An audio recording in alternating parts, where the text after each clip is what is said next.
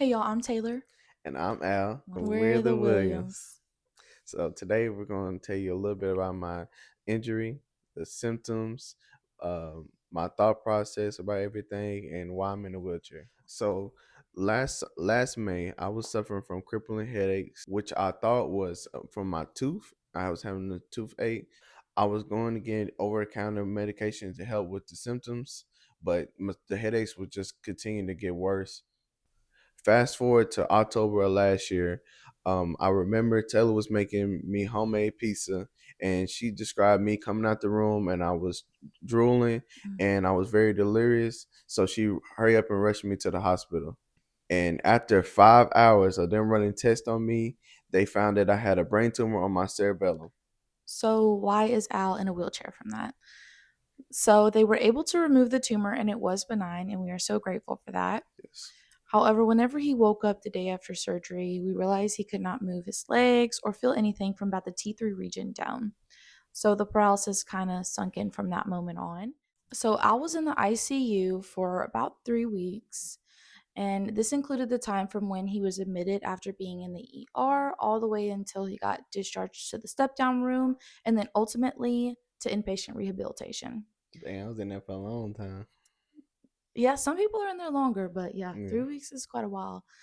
I stayed there with him. I slept on those very uncomfortable chairs that turn out into like a layout bed, and yeah, and it was cold in there, and they wake you up every 5 seconds. You already Hey, know the drill if you're familiar with anything about being in the ICU. But it was very nice because he had, of course, one nurse who catered to him and one other person. And for the most part, he usually was just the one getting the care from that one nurse. So it was really nice to have someone right there all the time, checking on him, making sure he had everything he needed because this is all so new to us. I got lots and lots of apple juice. Yes, yeah. They made sure he had all the apple juice, all the ice, everything. And we got popsicles and stuff like that too. Yeah. Anyways, after that, when Al went to inpatient rehabilitation, he originally was going to be there for 2 weeks, but they were able to extend it for an additional week. So, about 3 weeks there. By the time inpatient rehabilitation was over, it was about the beginning of December, and he was able to go home. And that's when the real recovery started. Yeah. It is. So my initial thoughts on everything, I really didn't. It really didn't come to fruition because I was in the hospital. I really wasn't thinking Mhm. about anything because I was really afraid of getting my blood drawn. I don't like needles, so it happened a lot to my comfort.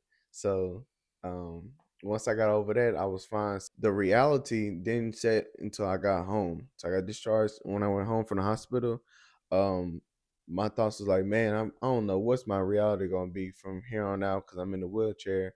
How I'm gonna face the world, what I'm gonna do, or feel like I'm missing out on everything. But um, I was just thankful that I have Taylor, my mother, and my support, and I knew that was going to drive me to better myself. I know Mm. that everything happens for a reason. I know that because of this situation can empower me to get on social media and to tell my story and to help other people out there as well, and that will help me too. So when you're young, you don't really think about this happening to you. I realized if I was going to succeed, I was going to have to challenge myself each and every day. It also caused me to reevaluate my day to day life and to be aware of my surroundings. For this, I never really paid attention to the accessibility around me or lack thereof. So now I just take it day by day, navigating through a life that's not built for me. That's Now for the big question that I get asked often: will I ever walk again? There's a lot of uncertainties when it comes to this. Since I have a spinal cord injury, it affects my nerves, which is the slowest part of us that recovers. So, Al's spinal cord injury actually blocks the connections from the T3 region down. So, any signals getting sent from his brain to his lower extremities are having to fight a lot harder to get there, which is why he can move a little bit, but it is a slow process that we're continuing to build because it's going to take time for those connections to get stronger. I'm hopeful that I will walk again one day, but it doesn't define me. I'm more worried about my recovery process, sharing my knowledge about spinal cord injuries, navigating life with a disability, and finding out what it means to be in an interable relationship.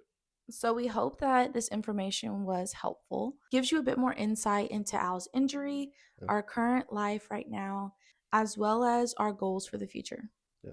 Be sure to hit the subscribe button and like this video. Be on the lookout for more content to come.